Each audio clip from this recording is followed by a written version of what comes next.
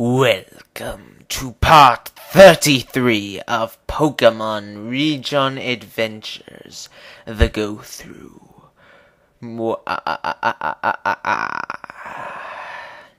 So yeah, basically, in case you're wondering, I tried part of this before just to see where I was supposed to go next. But, anyways, yeah, that's how I saw the item. And so, yeah, that person's half deaf, but for some reason she's guarding that area. Last I checked, isn't it bad for someone who's partially deaf to be guarding something? I mean, as long as they avoid seeing you, you're home free. You can make as much sound as you want. And, yeah, this is a train to Naljo or something, and there's no train there. I don't think that's in this beta. I mean, it'll probably be in a later one post-game. Same thing with South Rijon Gate. So yeah, we're heading south. I'm good, thanks. This is the Tan Boat Creek. Odd name. And we're heading to Castro Valley, where I believe the next gym is. So yeah, here's a bug maniac. And he has a Beedrill. And I have a Ferret. And Ferret uses Dig because it's so cute to see in person, and so many people want to hug it that it hides underground so to avoid detection. Unfortunately, Dig doesn't do all that much. So I just decided to try Return, which surprisingly actually KOs. Which is nice. So that means Return does more than a super effective Dig. So I guess I might consider getting rid of Dig soon, but I don't really have any good replacement moves yet. So yeah, next this guy has a, I forget. Oh yeah, a Ledion. And Ampharos with its gigantic sprite uses Thunder Punch with its flipper things. And so yeah, it uses Safeguard, which doesn't matter in the slightest, and yeah, now it uses Reflect, which again doesn't matter in the slightest, and I just finish it with Shockwave. Probably should have used Tackle, but I didn't want to risk it missing. It's super effective! So yeah, right now, Ampharos is being awesome, and so's Ferret. And here's a Masquerain. So yeah, Masquerain I always thought looked a bit cool, especially with those eye-like things. They actually look a lot like Noctowl's eyes, which is really nice. Well, not nice, really cool, really neat, or something like that. And it uses Water Sport. Doesn't matter at all here against an electric Pokemon, though, for some reason. I mean, for some reason it's using that. But it's actually a good move, or at least decent considering it's a bug type and weak to fire. So yeah, Shockwave finishes it off. Unfortunately, it wouldn't have won a KO'd either of them with Thunder Punch, but what can you do? So yeah, next I'm just going to switch to Kadabra, because I feel like it and because Kadabra's cool. And so yeah. Yeah, I battled up to this guy before, so I know what his Pokemon is. Yeah, it's a Swampert. Unfortunately, I don't really have any grass moves.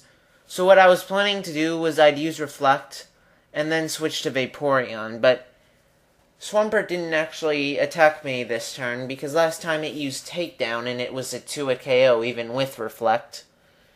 But apparently this time it didn't use it, so I just decided to go for the Psybeam to get some extra damage in. And I actually get it confused, and it also hurts itself. So since Kadabra hasn't been damaged yet, I just decided to go for the second Psybeam.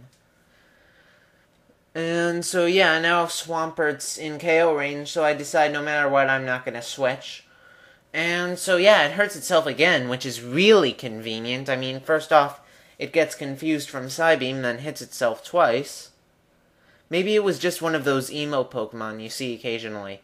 You know, those Pokemon that when they're confused just hit themselves time after time after time. Or maybe it was pretending it was confused so it could have a good excuse to cut itself. I don't know. I'm not one to judge.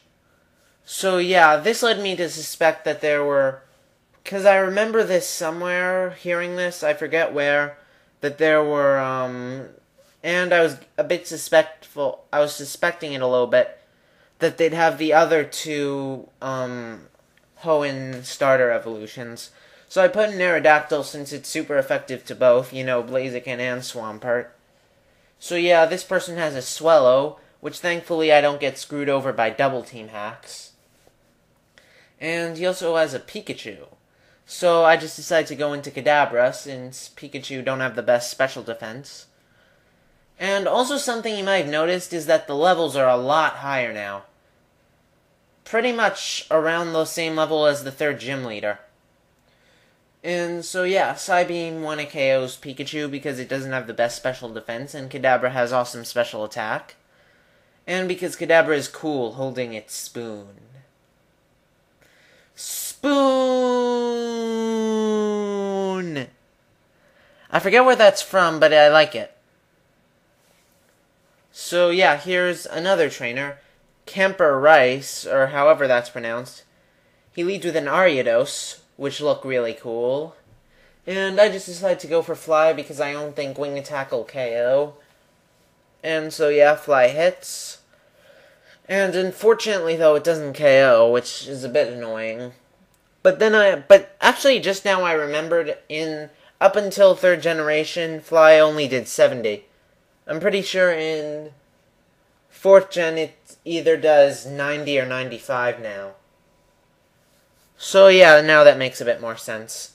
And so yeah, like I suspected, his next Pokemon's Blaziken. I'm wondering about whether to stay into Aerodactyl, switch into Kadabra, or go into Vaporeon. Eventually I decide Vaporeon just because it's super effective and also has the best defenses. Well, not the best defense, but really good special defense and amazing HP.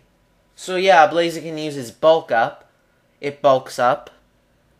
And Vaporeon uses Water Pulse, which is a very nice 2-hit KO. And Blaziken uses Quick Attack, and it's not even a 2-hit KO, which is really nice. And Water Pulse finishes off Blaziken. And down goes the rooster fighting thing that looks really weird. And so, yeah. You may have just noticed that flash. Basically, that was just a wild Ledion that appeared. I fought with Aerodactyl when it KO'd. It was like level 22. I just did it because I went over the time limit for YouTube, so I had to cut something out. So I just decided to cut something like that out since it really doesn't change anything at all. Aerodactyl didn't even level up from that. So yeah, this is a bug catcher, and he actually has a Scizor, which is really badass. So yeah, I just go into Charizard, because it's the only thing that can really damage it pretty well. And I use Flamethrower, which 1 KOs. So yeah, considering Charizard's a lot higher level than all of my other Pokemon, and there are still a couple of Pokemon here that are out-leveling Charizard, that means, like, the trainers are getting a bit tough. Still, I can definitely handle it. I haven't gotten any real severe damage to HP, status effects, stuff like that. And here I just check the item finder. And yeah, here is a wild Pokemon, a Meowth. Also, Meowth are cooler than Ledion. After the little amount of experience Ledion gave, I doubt a Meowth of the same level would give that much. And now I just decide to switch, because I know that one of the... Actually, no, I don't. For a second, I thought I did. And so, yeah, here's the last trainer on this route. Her name is Picnicker Bella. And she has a Delcatty. And, yeah, I just decide I don't want to deal with this. Like, with the whole attract thing, I just decide to go into Charizard. One good thing about... That's a good thing about Charizard being female. Most Pokemon that know attract are female or have Q-Charm and all that stuff. So thankfully Charizard won't be affected. Granted, Flamethrower isn't even a physical move. I mean, Gen 4 physical. So it doesn't matter in the slightest. And yeah. And next is a Spinda. And that is a normal Pokemon from Hoenn, so I can't resist sending in my normal Pokemon from Johto. Let's see who's better. one thing is, for it has Brick Break, which does a lot. Spin to uses Psybeam does, like, next to nothing. For it uses Brick Break again. I have a feeling someone's just going to be annoying and say, well, Brick Break's a Generation 3 move, so it's not going to do... So, yeah, Generation 3 is better, because you beat it with a Generation 3 move. Stuff like that. Hopefully that came out, because I was lowering the volume a bit for my voice, but, Return would have 2-hit KO'd anyway, probably. And so, yeah, here's a Sceptile, 1-hit KO'd. And so, yeah. Tomorrow we'll enter Castro Valley for part 34, and see ya.